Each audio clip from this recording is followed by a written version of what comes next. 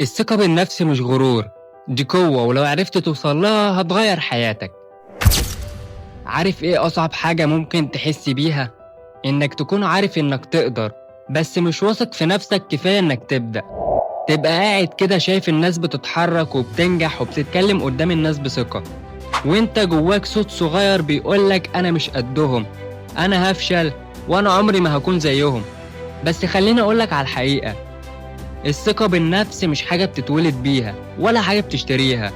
الثقة بالنفس بتتبني وبتتعلم وبتتشاف في تصرفاتك كل يوم. خليك معانا وتابع الفيديو لآخره.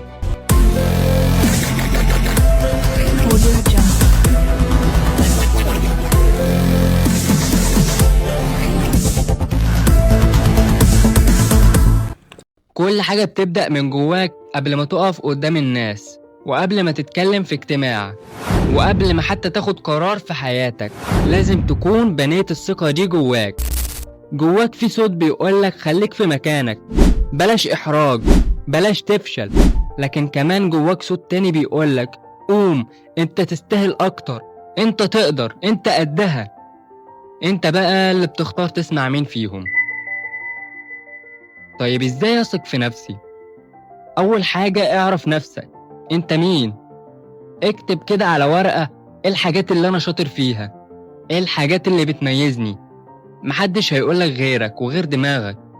ولو فضلت مستني الناس تعرفك قيمتك هتفضل طول عمرك تحت رحمتهم. تاني حاجة معانا، بطل مقارنة. الناس اللي حواليك ليهم ظروفهم ووقتهم ومشاورهم، انت بقى ليك سكتك. ما تقارنش نفسك بحد، قارن نفسك بنسختك اللي فاتت. كنت فين وبقيت فين. تالت حاجة، غير كلامك مع نفسك. لو طول الوقت بتقول لنفسك أنا فاشل، أنا عمري ما هوصل، فطبيعي تحس إنك ضعيف. جرب تقول أنا بتعلم، أنا لسه في أول الطريق بس همشي لحد الآخر. الكلمة اللي بتقولها لنفسك بتغير كل يومك. طيب رابع حاجة، واجه مخاوفك حتى لو بسيطة. كل واحد فينا بيخاف من حاجة، بس اللي بيفرق إنك تواجه. كل مرة تواجه فيها خوف صغير هتحس إنك أقوى، حتى لو حاجة بسيطة زي إنك تتكلم قدام الناس أو تقول رأيك. خامس حاجة، خليك حاضر وواثق. خامس حاجة، خليك حاضر وواثق. امشي رافع راسك، اتكلم بصوت واضح، خلي لبسك نضيف ومنظم، لأنك لما تحترم نفسك الناس غصب عنها هتحترمك. خد بالك بقى، الثقة مش معناها إنك ما تخطرش ولا إنك أحسن من الناس. الثقة معناها إنك عارف قيمتك ومش مستني حد يقولك عليها. معناها إنك بتغلط بس بتتعلم، بتقع بس بتقوم، بتخاف بس بتتحرك.